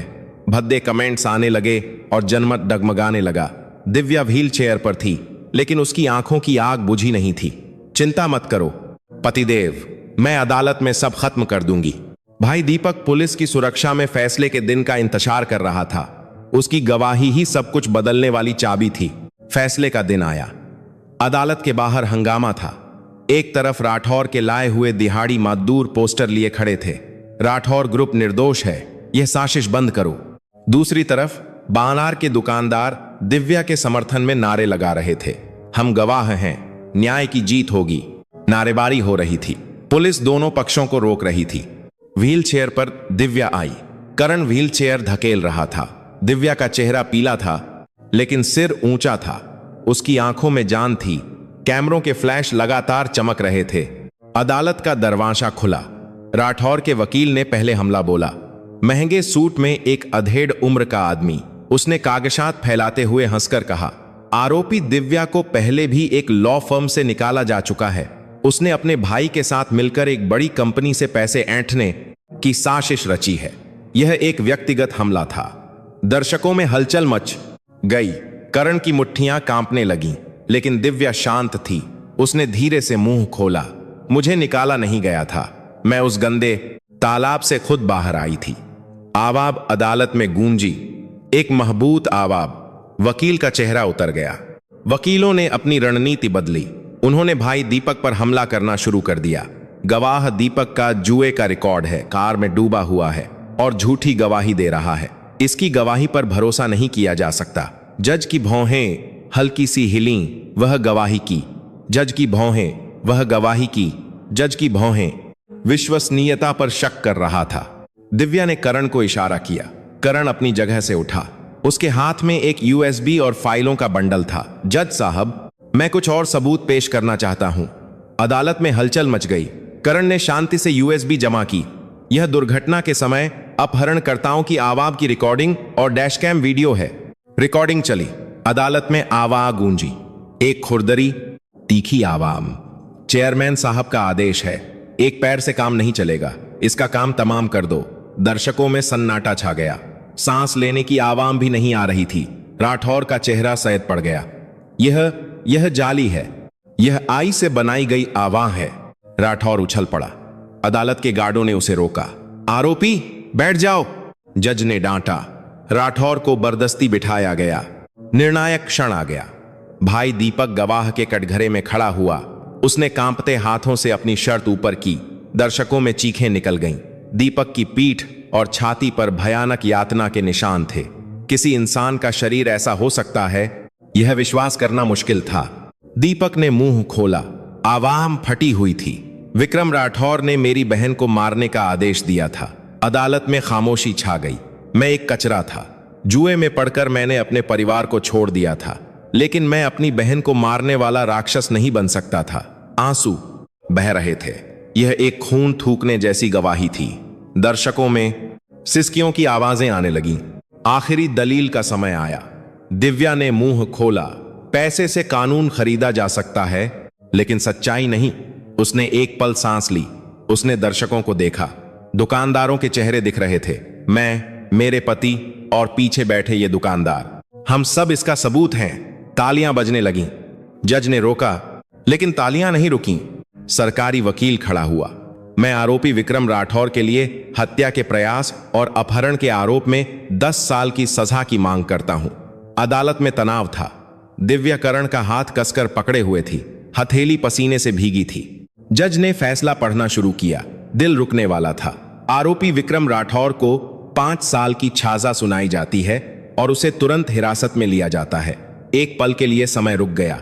राठौर का चेहरा बिगड़ गया। जज ने आगे कहा, आरोपी में पछतावे का कोई संकेत नहीं है और उसका अपराध बहुत गंभीर है। अपनी सामाजिक हैसियत का इस्तेमाल करके कमजोरों को कुचलने के लिए कड़ी सजा मिलनी चाहिए। रस्सी विक्रम राठौर की कलाई पर बंधी। ले जाते हुए राठौर ने दिव्या को घूरा। नफरत भरी नजरें। दिव्या करण का हाथ कसकर पकड़े हुए थी और उसने राठौर को सीधे देखा। कोई घबराहट नहीं थी। राठौर ने आखिरकार सिर झुका लिया। अदालत का दरवाजा बंद हो गया। इसके बाद दिव्या और करण पर फैसला सुनाया गया। आरोपी दिव्या और करण पर लगे झूठे आरोपों को खारिज किया जाता है। राठौर ग्रुप को पीड़ितों को कुल 5 करोड़ रुपए का मुआवजा देने का आदेश दिया जाता है। जीत के नारे गूंज उठे। दुकानदार एक दूसरे को गले लगाने लगे। आंसू और हंसी का संगम था। अदालत से बाहर निकलते दिव्या और करण के सामने लोग जमा थे। नागरिक ताली बजा रहे थे। कैमरों के फ्लैश फिर से चमके। तभी भाई दीपक पास आया, सिर झुका हुआ था। दिव्या, मैं सरेंडर करने जा रहा हूं। झूठी गवाही और अपने पुराने गुनाहों की सजा काटूंगा। दिव्या की आंखें भर आईं। दीपक पुलिस की गाजी की ओर चला गया। उसकी पीठ अकेली लग रही थी। दिव्या ने उसकी पीठ को देखते हुए कहा, मैं इंतजार करूंगी, बाहर आने पर साथ में खाना खाएंगे। दीपक के कंधे हिले। वह बिना मुड़े पुलिस की गाजी में बैठ गया। सब कुछ खत्म हो गया था। तनाव दूर होते ही दिव्या करण के कंधे पर टिक गई और फूट फूट कर रोने लगी। अब तक रोके हुए आंसू बह निकले। तुमने बहुत मेहनत की, अब सच में घर चलते हैं। आवाज गर्म थी, सच में बहा के गर्म की आलान में दिव्या करण के होकर दिव्या करण की बाहों में देर तक रोती रही। वापस जाते हुए गाजी में दिव्या सामने की सीट पर सो गई। चेहरा थका हुआ था लेकिन शांत था। होंठों पर एक हल्की मुस्कान थी। रेडियो पर खबर चल रही थी, अमीर मालिक को सजा, न्याय की जीत। नागरिकों की हिम्मत ने एक बड़ी सत्ता को गिरा दिया। करण हंसा। खिड़की के बाहर शाम का सूरज लाल हो रहा था। मसालों की दुकान को फिर से खड़ा करने और मां के साथ खुशी से रहने के दिन। करण जानता था कि अगर बगल में सोई यह औरत न होती तो वह कुछ भी नहीं था, और अब इस औरत की रक्षा करने की बारी उसकी थी। उस सारी लड़ाई के खत्म होने के बाद दुनिया बहुत धीरे धीरे अपनी जगह पर वापस आने लगी। फैसले के 2 हफ्ते बाद नई मूल्यांकन रिपोर्ट आई। करण की दुकान की कीमत 20 लाख नहीं बल्कि 50 लाख रुपए आंकी गई। पिता की जीवन भर की विरासत को उसका सही मूल्य मिला, लेकिन करण के लिए इससे भी अच्छी बात हुई। बाहर में ग्राहकों की भीड़ उमड़ पड़ी। न्याय की मसालों की दुकान को देखने के लिए देश भर से लोग आ रहे थे। लाइन 100 मीटर से भी लंबी थी। करण और उसकी मां को खाना खाने का भी समय नहीं मिलता था, लेकिन उनके चेहरों पर मुस्कान थी। करण बेटा, हल्दी खत्म हो गई? हाँ मां, अभी पीस रहा हूं। यह एक खुशी की चीख थी। दिव्या ठीक हो गई। पहले व्हील चेयर, फिर बैसाखी, और अब वह लगभग सामान्य रूप से चल सकती थी। पैर पर एक हल्का सा निशान रह गया था, लेकिन दिव्या को उसकी परवाह नहीं थी। दिव्या ने दुकान के एक कोने में एक छोटी सी मेज लगा ली। वह ग्राहकों को छोटी मोटी कानूनी सलाह देती या हिसाब में मदद करती। अब वह पगली होने का नाटक नहीं करती थी। वह सांड बोलती, तेजी से विश्लेषण करती और गर्मजोशी से मुस्कुराती। एक दिन मां ने दिव्या को अलग से बुलाया। दिव्या बेटा, जरा यहां आना। जब दिव्या पास आई तो मां ने उसका हाथ पकड़ा। मेरी आंखों पर पर्दा पड़ा था। मैंने इतनी कीमती बहू को पगली समझा। मां की आंखें भर आईं और उन्होंने अपनी जेब से एक छोटा सा डिब्बा निकाला। उसमें सोने की एक अंगूठी थी। यह मेरी सास ने मुझे दी थी, अब यह तुम्हारी है। दिव्या की आंखों में भी आंसू आ गए। मां ने खुद दिव्या की उंगली में अंगूठी पहनाई। धन्यवाद मां जी।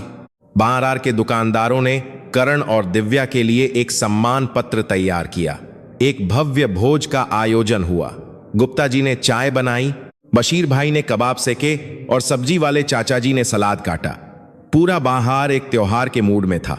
भोज के बाद करण और दिव्या ने पहली बार अकेले समय बिताया।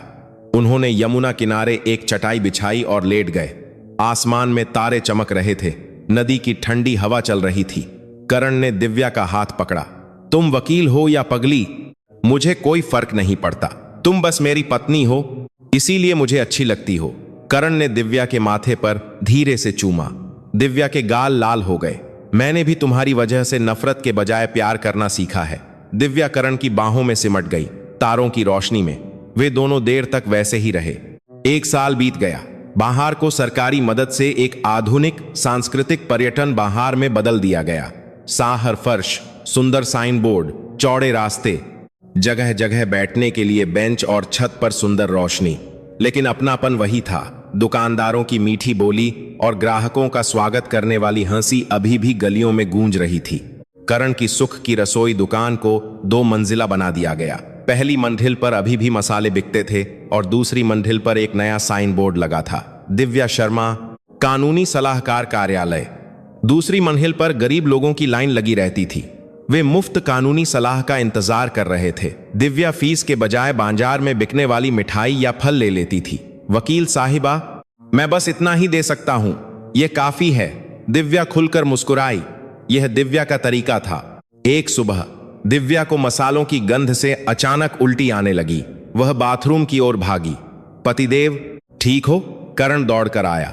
अस्पताल में जांच हुई। डॉक्टर ने मुस्कुराते हुए कहा, आप 8 हफ्ते की गर्भवती हैं, बधाई हो। यह खबर बाहर में फैल गई। एक त्योहार का माहौल बन गया। दुकानदार पौष्टिक खाना लाने लगे और मां हर दिन सूप बनाने लगी। समय बीता और एक बेटी ने जन्म लिया। उसका नाम आस्था रखा गया।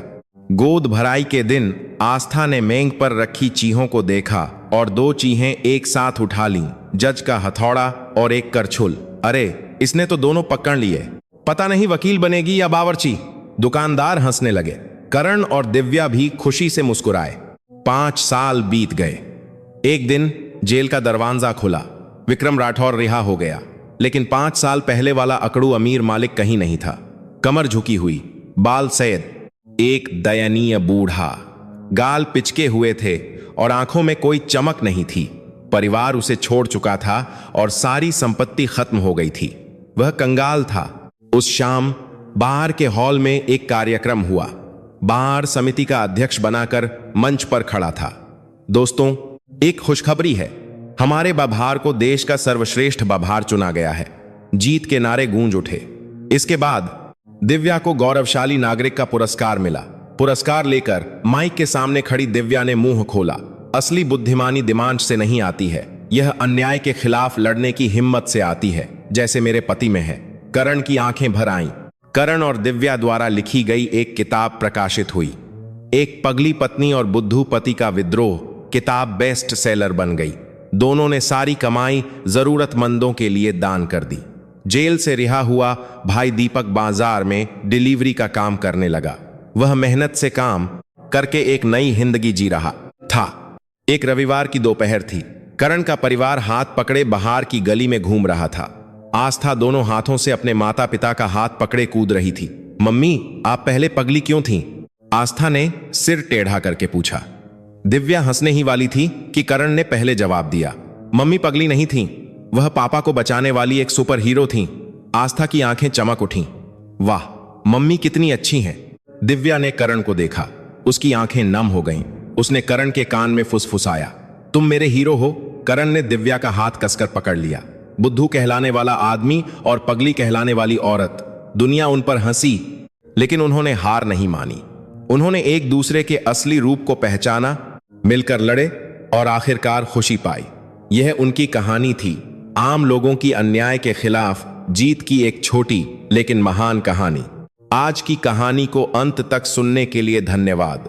आप यह कहानी कहां से सुन रहे हैं, कमेंट में जरूर बताएं। मैं जरूर जवाब दूंगा। आज भी आपका दिन खुशहाल और स्वस्थ रहे, यही मेरी कामना है। अगली कहानी के साथ फिर मिलेंगे। सब्सक्राइब और लाइक जरूर करें। यह एक धूप जैसी कहानी थी।